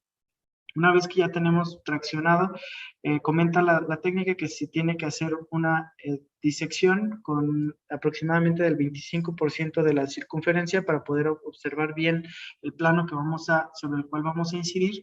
Ya que tenemos bien definido el plano, podemos terminar de disecar el resto de la circunferencia y vamos a ir poco a poco retirando el colon, ahora sí el colon sigmoides, que todavía esté dilatado, hasta que lleguemos a un punto en el que ya no tenga dilatación o que ya hayamos sacado prácticamente el sigmoide, el colon sigmoides. Y entonces vamos a poner puntos de referencia para hacer la resección. Una vez que hayamos hecho la resección, ahí mismo es donde vamos. Este es de un paciente con Hirschsprung, no es el mismo, pero es más o menos la misma técnica, como para que nos identifiquemos cómo es que se hace la resección. Y una vez que se hizo la resección, se van a hacer la anastomosis. La anastomosis es un poquito más compleja que cuando es un paciente Hirschsprung, porque es más profunda, como les dije, son 5 centímetros. Entonces, obviamente, aparte, el tejido pues es tejido redundante, es un tejido más engrosado. Y aquí nos recomiendan que se tenga que hacer la anastomosis, que se dé puntos a las 3, a las 6, a las 9 y a las 12, y ya de ahí empecemos con un cierre por cuadrantes, para que nos facilite, de manera que cuando termine la anastomosis, seguimos teniendo los 5 centímetros de la línea arqueada hacia adentro. Entonces ya después de eso, pues obviamente lo regresamos. ¿Por qué se hace así a los 5 centímetros? Aquí tenemos cómo es un paciente que tiene un megarecto sigmoides. Inicialmente se hacía como los pacientes, digamos, de la sigmoidectomía abierta. Pero en estos pacientes, con este recto que quedaba, lo comentan en el artículo que algunos, todavía el recto parece que tiene hipomotilidad. Entonces, aunque nos sirve como reservorio, también favorecía a que continuaran con el estreñimiento. Y aparte comentaba que algunos pacientes llegaban a presentar dolor en el cuadrante inferior izquierdo del abdomen después de que se le hacía la sigmoidectomía. Entonces, a partir de eso, hicieron una rectosigmoidectomía, que se hacía la resección era a 2 centímetros de la línea dentada. Aquí fue que vieron que, al contrario de que tenían una incontinencia, al contrario de tener un estreñimiento, les favorecía tener incontinencia. Entonces, tampoco fue el resultado adecuado, y fue que de manera empírica dijeron, bueno, si a los 2 centímetros todavía nos causa incontinencia, vamos a intentarlo a los 5, y es que ha tenido buenos resultados el doctor de la Torre. Este es el artículo donde lo comenta, donde lo describe. Son 13 pacientes en el que lograron de manera general una disminución del consumo de cianósidos con una P significativa de 0.007. Aquí son varios de los pacientes en los que podemos ver cómo esta es la dosis previa a la cirugía, en la que teníamos hasta 150, bajó a 30, una disminución de 525 a 75 miligramos.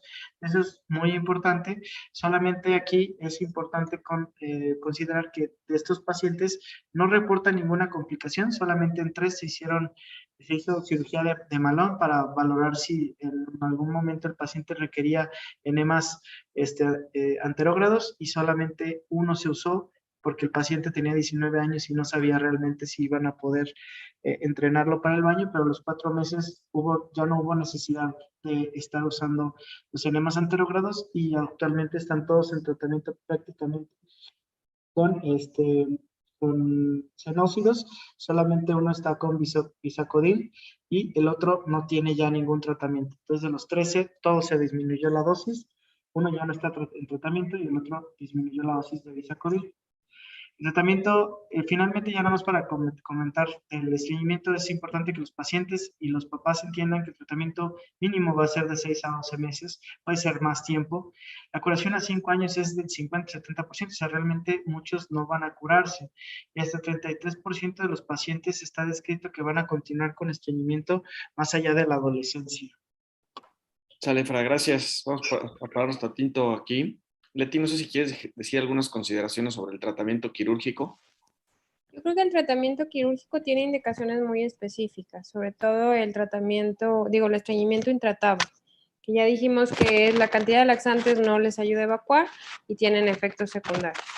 El tratamiento, pues evidentemente la sigmoidectomía, y claro que sí, o sea, la sigmoidectomía transanal, pues evidentemente es como la que mejor ha funcionado, pero tenemos que recordar que lleva una curva de aprendizaje y que anatómicamente, pues está muy pegado, por ejemplo, en las niñas a la vagina. Entonces, al estar haciendo este tipo de disecciones, puedes hacer fístulas recto-vaginales. O sea, realmente es como en la práctica de este tipo de técnica. La sigmoidectomía, pásame la abierta. Ajá. Aquí lo importante que tienen que entender es que los riesgos quirúrgicos son en las orillas. Sobre todo, ustedes tienen el reservorio del recto y el reservorio del recto evidentemente se dejó pues para que sirva como reservorio y no tengan los pacientes incontinencia fecal. Ustedes cierran la parte dilatada y en la otra parte embonan el sigmoides, el colon izquierdo. Entonces, en esta orilla que está entre la parte dilatada y donde embonaron el sigmoides, ahí es el mayor riesgo de fuga. Entonces, no es una técnica tan sencilla como para decir, híjole, a granel si no, imagínense la cantidad de sigmoidectomías que estarían programadas en el infantil de México. O sea, serían muchísimas, porque vemos muchísimos niños estreñidos. Entonces, realmente las indicaciones son estreñimiento intratable. Sí se hace por línea media, se diseca por plano, se saca el sigmoides, que es como un globo desinflado, tal cual, y evidentemente se deja el reservorio, que es el recto, y se hace la conexión. Y aquí dentro de los riesgos quirúrgicos que tienen que entender es que la mayor fuga es en esta unión entre, o sea, donde queda lo dilatado y donde se pegó el recto sigmoides. Y la del transanal, pues dejan un reservorio mucho más chiquito. Es muy parecida evidentemente como el Hirschsprung, pero dejan este reservorio de 5 centímetros del recto y hacen la anastomosis circunferencial como si fuera tal cual un Hirschsprung, pero sí está relacionada a habilidad con esa técnica, pues no está tan sencilla porque la disección muchas veces te puedes llevar otras estructuras. Sí tiene sus ventajas, pero la parte importante es, no siempre, que eso es una parte que le tienen que decir a los papás, van a dejar de usar laxantes. O sea, porque la mayoría dicen, sí, opéreme y ya, nunca más en la vida, ¿no? Eso realmente no. Muchos niños sí bajan la cantidad y entonces ya no es un estreñimiento intratable, sino un estreñimiento tratable, pero siguen tomando laxantes. Y es una parte que tienen que dejar muy claro con los pacientes. No sé si quieran que repasemos así la técnica muy fina o quieran que le sigamos con incontinencia, porque veo que, o sea, no sé por tiempo, Alfred. Quiero que le seguimos, Leti. Ya de la técnica sí más o menos la hemos repasado cuando estamos ahí en las clases con el doctor Dávila. Y sí nos falta toda la incontinencia. Si quieres, ahora sí apúrale, Fra, porque sí llevamos bien presionado el tiempo y te faltan varias diapositivas. Bueno, la incontinencia como tal es la incapacidad para la retención de materia fecal. Los niños principalmente se van a dar por dos causas: malformaciones anorrectales y por espina bífida. Se estima más o menos que al año en Estados Unidos nacen 265 niños con malformaciones anorrectales que van a presentar incontinencia, y aproximadamente 2,000 niños que nacen con espina bífida que también van a presentar incontinencia. Entonces es una presentación considerable. El tratamiento en estos pacientes, lo principal o la base del tratamiento va a ser el manejo intestinal, del que vamos a hablar un poquito más adelante. Al momento de clasificarlos hay que diferenciar entre la incontinencia que va a ser por hipomotilidad y la que va a ser por hipermotilidad. Los pacientes con hipomotilidad o hipomótiles van a tener un colon dilatado y van a tener tendencia al estreñimiento. En los pacientes hipermótiles vamos a presentar más bien un colon espástico, puede ser corto, no dilatado, puede ser incluso pacientes que hayan tenido alguna cirugía de resección intestinal y estos más bien van a tener tendencia a la diarrea.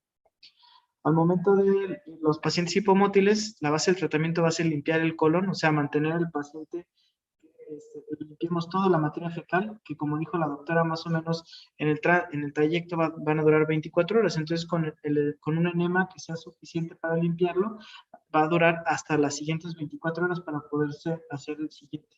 Esos pacientes usualmente no van a requerir una dieta específica o medicamentos especiales, y el reto principal va a ser encontrar un enema adecuado para que el paciente evacúe. O sea, aquí sí explican que no tiene que ser solamente el de glicerina, puede ser el de Clit, puede ser el de solución salina, o sea que no hay como un enema específico para acá, o sea, como decía la doctora, no es una receta que se pueda hacer para todos los pacientes, hay que buscar el que sea el adecuado para cada uno.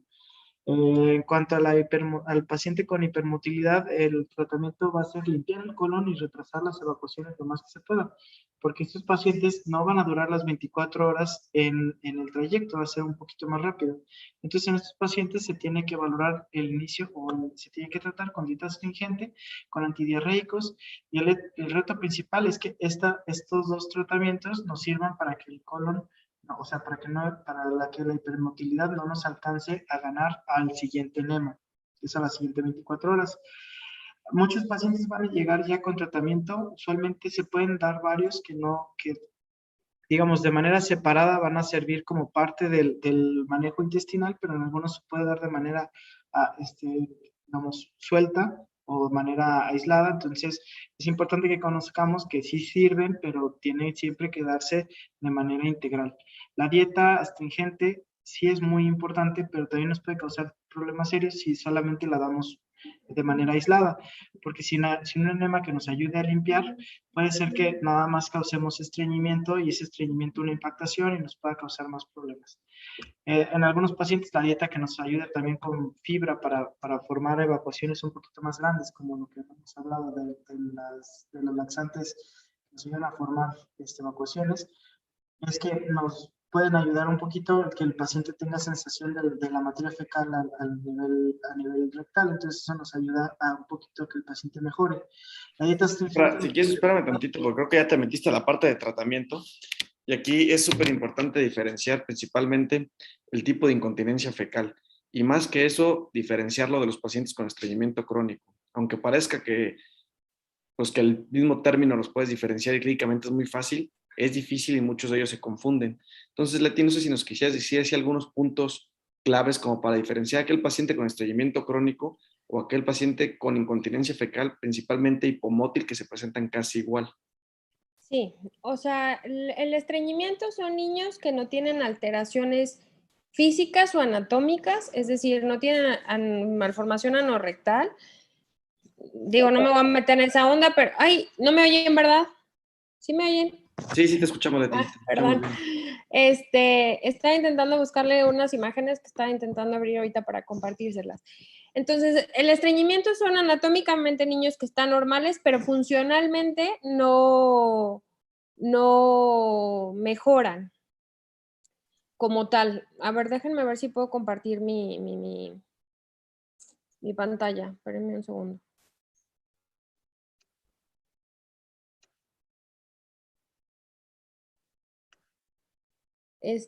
Ahí se ve, ¿verdad? ¿Sí se ve? Listo, ahí se ve bien. Oye, espérenme un segundo, que estoy media atorada en estas cosas. ¿Ahí lo logran ver? Sí, ahí lo vemos bien. Sí, ¿verdad? Entonces, la incontinencia fecal esta es una plática que di el año pasado en AMSICHAC, pero hoy vienen varias fotos que creo que están importantes y que están rápidas. Entonces, es la incapacidad para controlar la salida de la materia fecal. Los niños que tienen estreñimiento son niños que están llenos de materia fecal, ya lo vimos en las imágenes, y por rebosamiento tienen la incapacidad, pero obviamente tienen esfínter normales, tienen nervios sacros normales y no tienen cirugías previas, que esa es otra parte importante. No solo las malformaciones anorrectales que tienen mal pronóstico te van a dar incontinencia fecal, sino aquellos niños con malformaciones de buen pronóstico que han tenido varias cirugías o bien aquellos niños con Hirschsprung en donde no se respetó la línea dentada. Entonces, ¿cuáles son los mecanismos que nos van a dar las continencias? Evidentemente los músculos, que aquí vemos en la primera imagen, la segunda, los movimientos, que ya lo mencionó Efra, y la tercera, los nervios sacros. Entonces, el control normal de esfínteres es alrededor de los 3 años y es bien importante diferenciar esto. La incontinencia fecal son niños que tienen alguna alteración anatómica y que eso hace que no tengan la capacidad de contener la popó. Y los niños con pseudoincontinencia son aquellos que no tienen alteraciones anatómicas y que tienen fuga de popó, pero que están impactados. La diferencia en hipomótil y pseudoincontinencia fecal es que regularmente los niños hipomótiles son aquellos niños que tienen alteraciones como mielomeningocele, o sea, neurológicas, bueno, neuroquirúrgicas, mielomeningocele, médula anclada. Son niños que regularmente se comportan con incontinencia hipomótil, es decir, que el colon se mueve poco, al niño se le salen bolas duras, pero él no siente. O sea, él sigue manchando y manchando y manchando y no necesariamente está impactado, sino que tiene esta pérdida de la sensibilidad por el problema neurológico. Entonces hay que entender que la continencia fecal verdadera tiene una condición congénita y otra adquirida que siempre va a afectar estructuras de la continencia, siempre, y son incapaces para controlar la defecación. El tipo de malformaciones anorrectales, ahorita ni me voy a meter en ese rollo, entre más en el espectro, entre más complicadas estén, pues menos continencia van a tener. En los varones, pues evidentemente las de, ¿cómo se llama? Las de fístula a cuello vesical, y el índice sacro que se tiene que sacar, que también es un índice de continencia, no lo vamos a ver ahorita por cuestiones de tiempo, pero esta es una de las imágenes que yo les quería mostrar. Es bien importante que ustedes sepan que muchas veces la primera cirugía colorectal es la cirugía que les va a hacer que un niño sea feliz o un niño tenga incontinencia. Y no quiero decir que sea infeliz porque al final el tratamiento paliativo, porque al final no los curas, pero los tratas, que es la rehabilitación intestinal, y son las cirugías. La primera cirugía es aquella que va a hacer totalmente la diferencia. Entonces aquí vemos en la imagen de la derecha cómo se ve la piel, el anodermo, que si hacemos una comparación, el doctor Dávila siempre se burlaba de mí porque decía que el anodermo era como los labios. O sea, tenemos la piel, los labios y adentro la mucosa. Entonces yo decía, a ese nivel está la piel, el anodermo, que es como los labios, y al final de cuentas, la mucosa que aparece de la línea dentada y que la tienen que respetar. Y miren aquí todas las cirugías de canal anal. Esta es una imagen del doctor Luis de la Torre, en donde la línea dentada está mordida.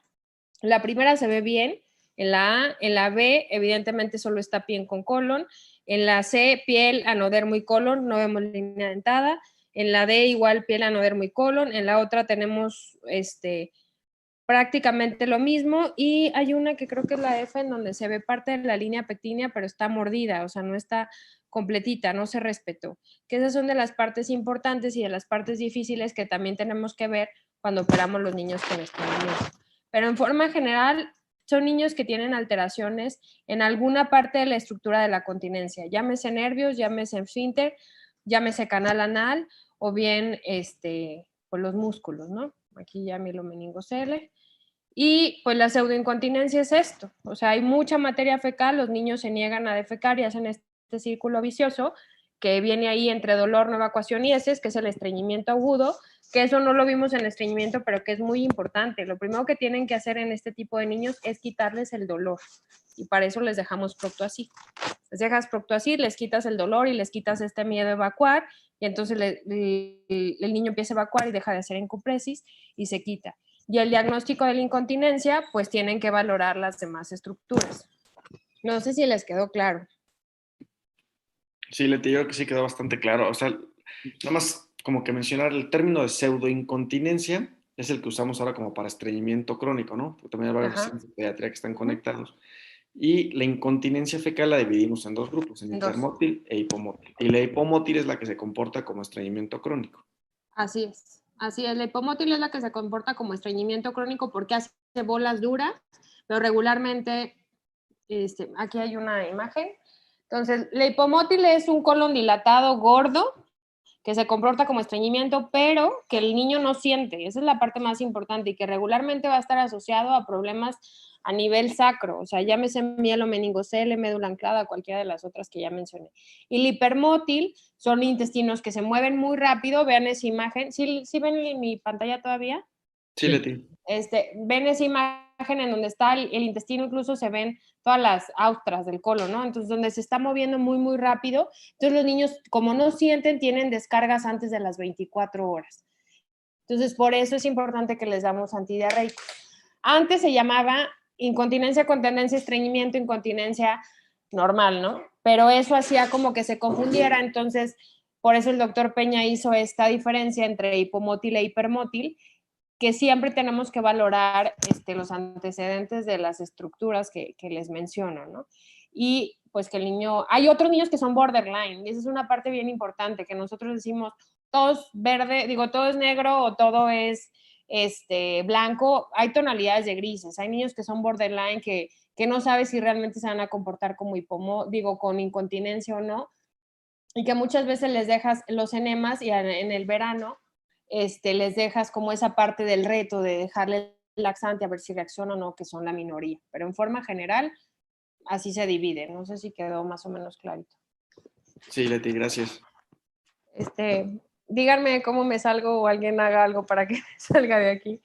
Listo, ya se pudo. Adelante. Ya, gracias. Si quieres, llevamos a la parte de tratamiento, nomás decir ahí, hacerla nuevamente énfasis, siempre diferencias entre el estreñimiento crónico y la incontinencia hipomótil, porque un paciente que le empiezas a dar laxantes y no es estreñido, más bien es incontinente, entonces el paciente, la calidad de vida que va a tener es muy mala porque todo el tiempo va a estar manchando. O sea, evidentemente no siente, no puede contener la materia fecal, siempre va a estar sucio. Ese es un pleito en el hospital con los urólogos, ¿eh? O sea, ellos todavía creen que los niños con médula anclada tienen que recibir laxantes. Y la verdad es que los niños la pasan muy mal porque al final los niños son crueles y existe el huele mal, existen 1080,000 apodos y existen pues estas situaciones desagradables por un mal diagnóstico. Exacto. Sale, Fran. Bueno. Ya 5 minutos, Fran, de velocidad. Esta pues es la que están viendo aquí, la que nosotros recomendamos. Igual aquí viene cuáles son los alimentos que se recomiendan y cuáles son los que se recomienda evitar. La doctora Andrea comenta que no necesariamente tiene que ser que no se los des. Se comenta que puede haber ocasiones en las que les des como retos como test de reto, en el que le des un tiempo el alimento y vayas viendo de manera aislada, vayas viendo cuál le sirve, cuál aumenta las evacuaciones. Y pues, por ejemplo, pues en la leche siempre es importante que hay pacientes que puedan tener intolerancia a la lactosa, entonces a ellos obviamente también hay que restringirles o hay que valorar que tomen otro tipo de leche. La fibra, como ya les había comentado, son soluble y no soluble. La soluble se une al agua y aumenta el tamaño de las evacuaciones. La no soluble se une más bien a ácidos biliares y va a favorecer que se reblandezcan las evacuaciones. Los antidiarreicos pueden existir, se pueden dar en algunos casos, solamente que no se tienen que dar de manera aislada, porque si lo damos solamente de manera aislada, como la loperamida, que tiene un efecto colinérgico, disminuyendo el tono del músculo liso rectal, vamos a ver que el paciente va a dejar de evacuar, pero eso no quiere decir que deje de formar, o sea, de producir heces. Y eso obviamente pues, nos puede causar estreñimiento o algún otro problema más grave. También existe la mitriptilina, la colestiramina, algunos salicilatos y los agentes de bismuto que también nos van a servir como antidiarreicos y no se recomiendan de manera general en todos los pacientes y menos de manera aislada. Los laxantes también pueden tener un efecto de mejoría parcial en algunos pacientes con incontinencia hipomótil, pero tampoco se recomienda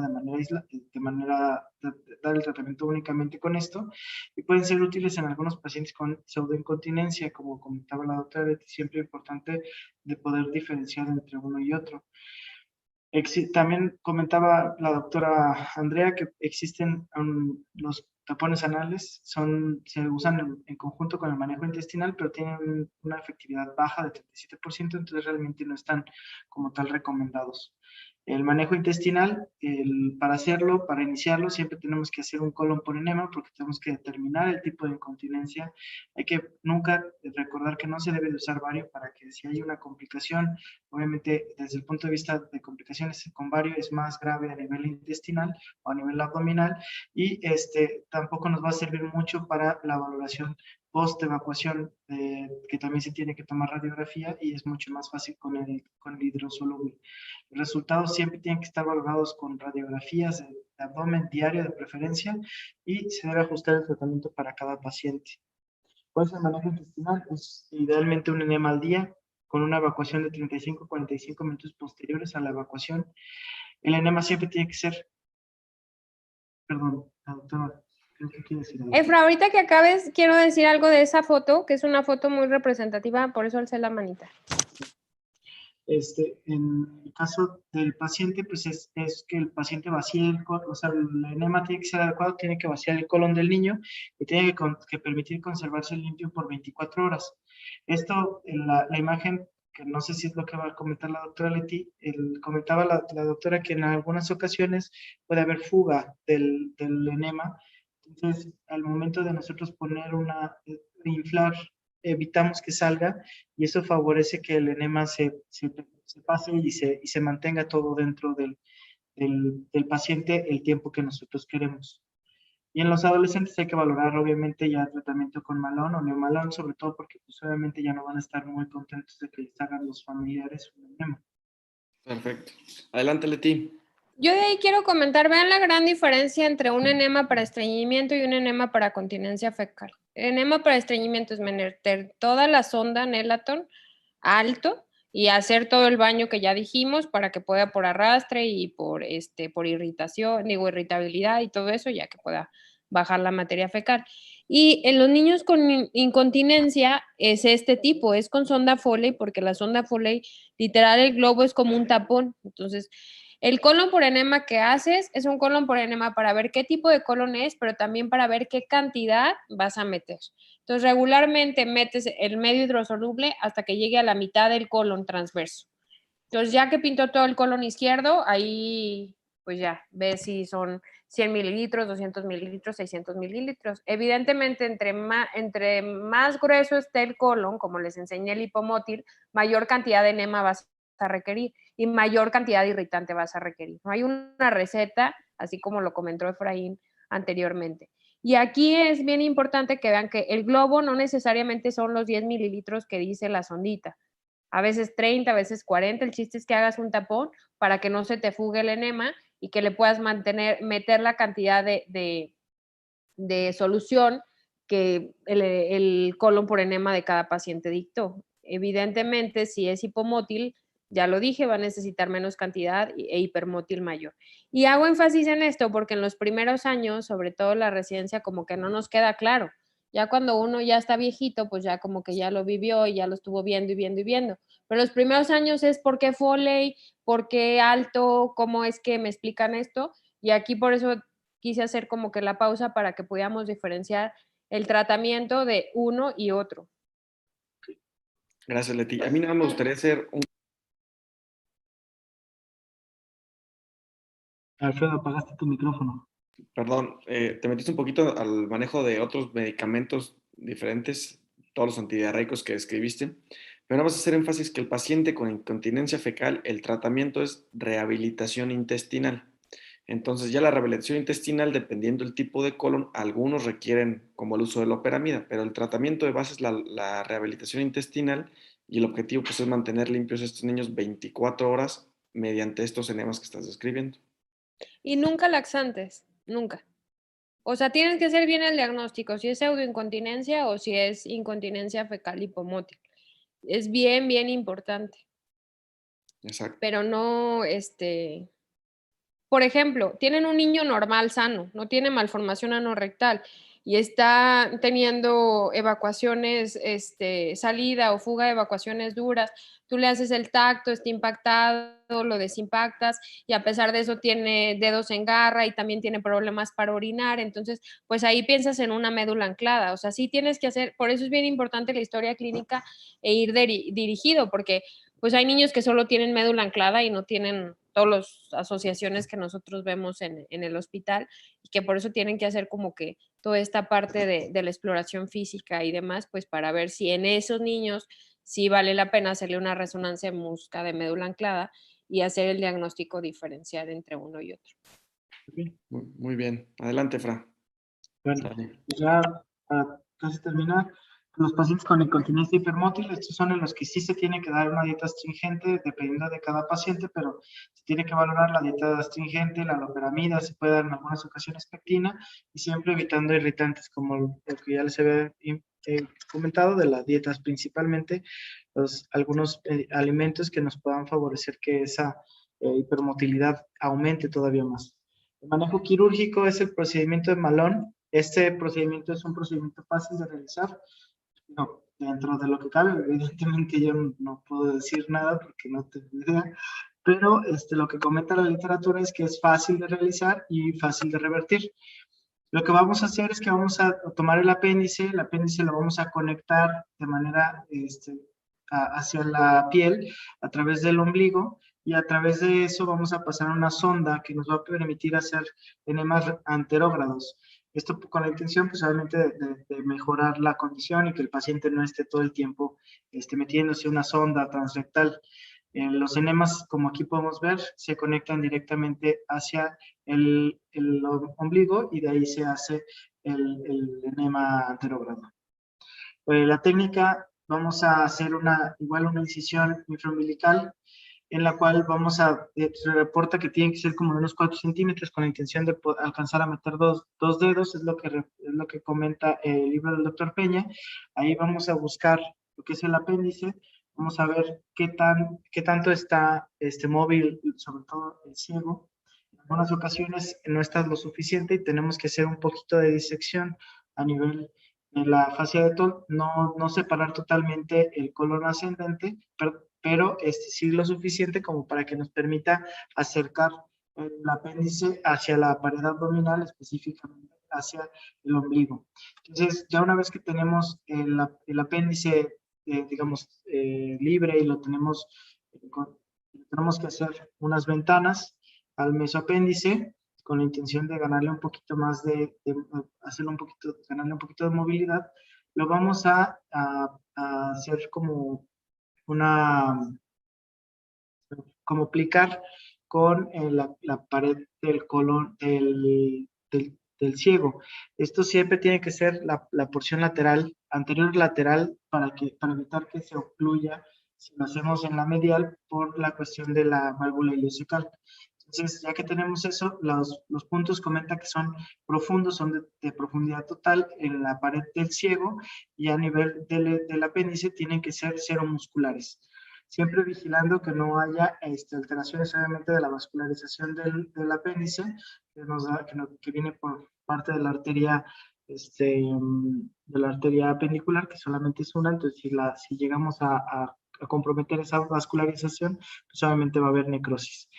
Ya una vez que lo tenemos, se toman 2 puntos en donde se hace una incisión y se introduce una sonda que está descrita en el libro del doctor Peña de 8 French de alimentación, hasta llegar a lo que es el ciego, y ahí es cuando se va a cerrar la aplicada, eso haciendo como túnel en el que nos va a servir de una manera como una válvula, en la que solamente va a permitir la entrada del líquido o de la sonda, pero no va a impedir que el líquido salga, o que salga cualquier otro tipo de materia. Esto, de una vez que tenemos aplicado, siempre es importante, dice, que estemos metiendo y sacando la sonda, de manera que estemos seguros de que no está demasiado apretado, y siempre la punta del apéndice para valorar la vascularización. Y una vez que tenemos eso, la incisión que era infraumbilical, tenemos que hacer una incisión en triángulo.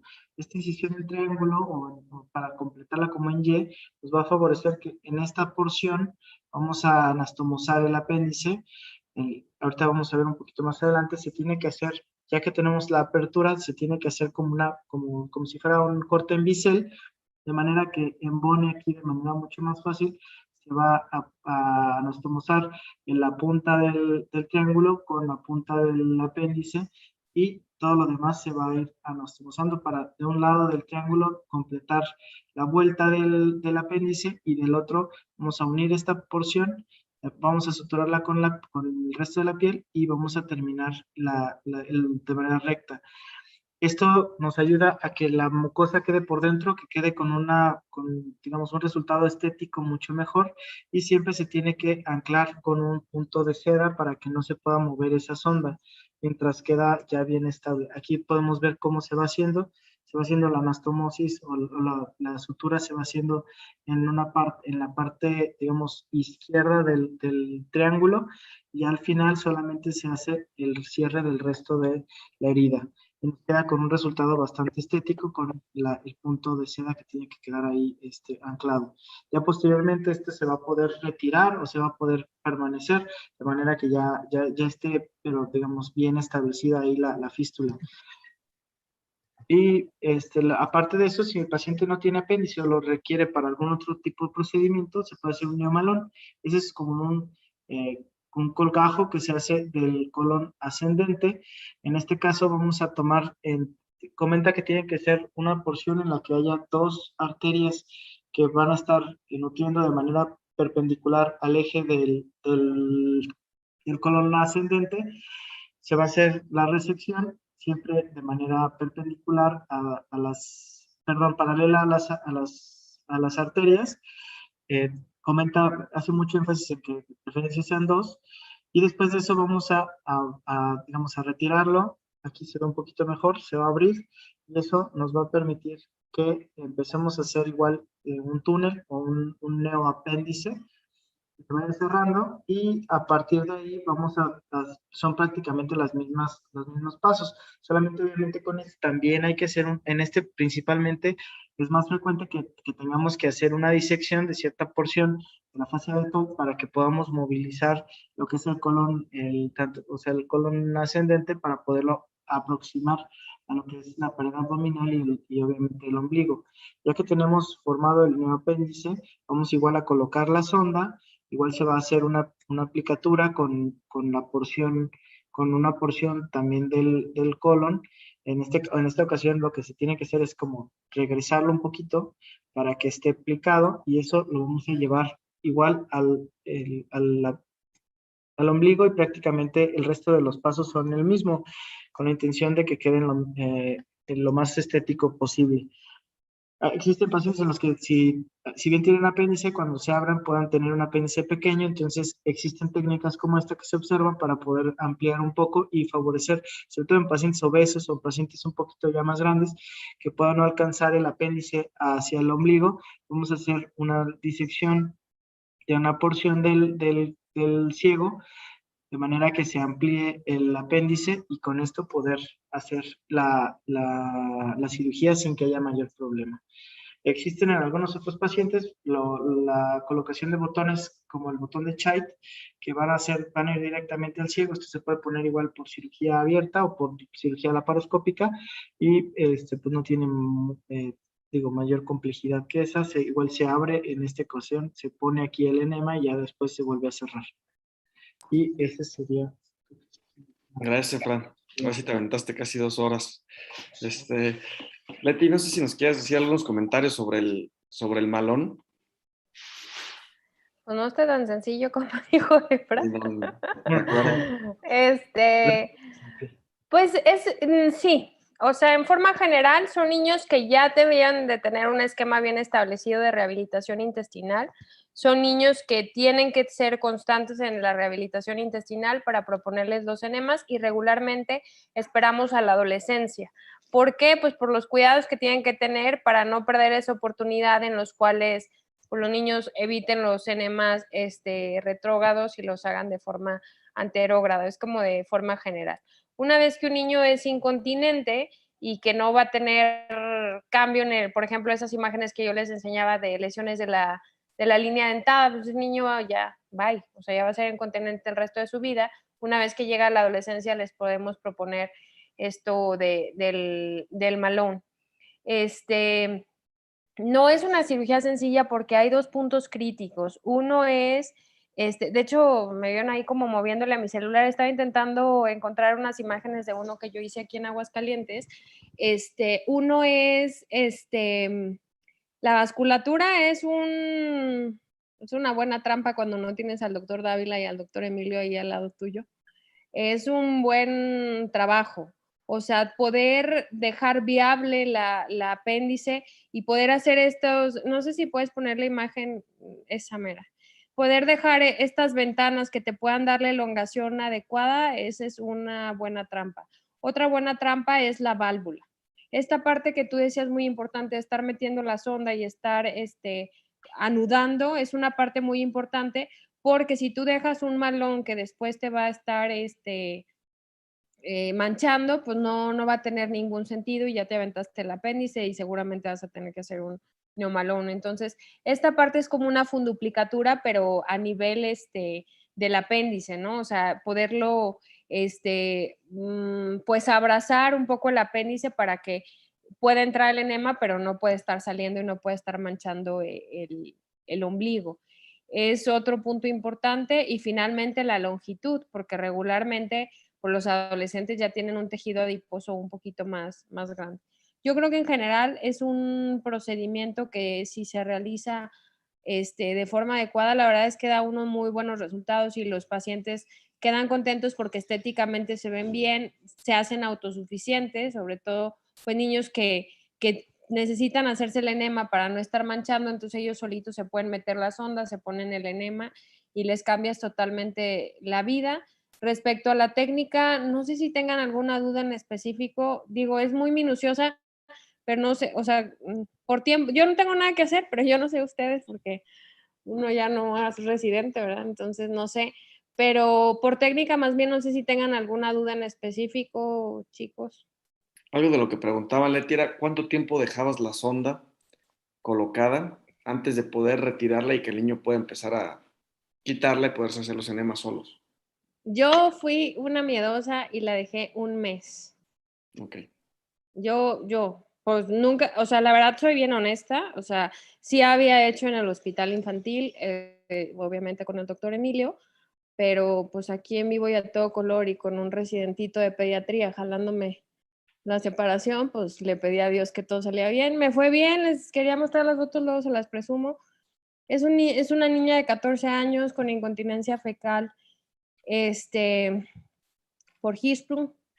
Le fue muy bien, se la dejé un mes y pues hace su vida totalmente normal. Leti, y otra pregunta, ¿qué haces cuando los urólogos también requieren el apéndice para hacerse los cateterismos limpios intermitentes? Pues hay un procedimiento que se divide el apéndice en dos tubos y una parte se va, por así decirlo, a la vejiga y la otra parte la utilizamos nosotros para el malón, más swing. Y es esta parte, o split, que es esta parte como de separar el apéndice en dos tubos y entonces bajo la misma irrigación se puede implantar a la vejiga, por así decirlo, y hacer la parte. Ahí regularmente ellos se quedan en el ombligo y nosotros muchas veces la poníamos en el infantil de México sobre el lado derecho. Aquí yo no he hecho ninguna de esas, o sea, soy totalmente honesta. Las dos que me tocaron, pues me tocaron estando allá de residente y con el doctor Fernando y con los doctores de colon y recto. Pero Ok, sí se puede utilizar. Es un procedimiento en donde se divide en dos y una parte se va al urológico y otra parte a lo de colon y recto. muy bien, Leti. No sé si alguien tenga alguna otra pregunta ya para terminar. Pues no, creo que hasta aquí vamos completos. Leti, pues no nos queda más que agradecerte, nos dio mucho gusto verte. Al contrario. Igualmente, a ver cuándo se dan una vuelta por acá. Sí.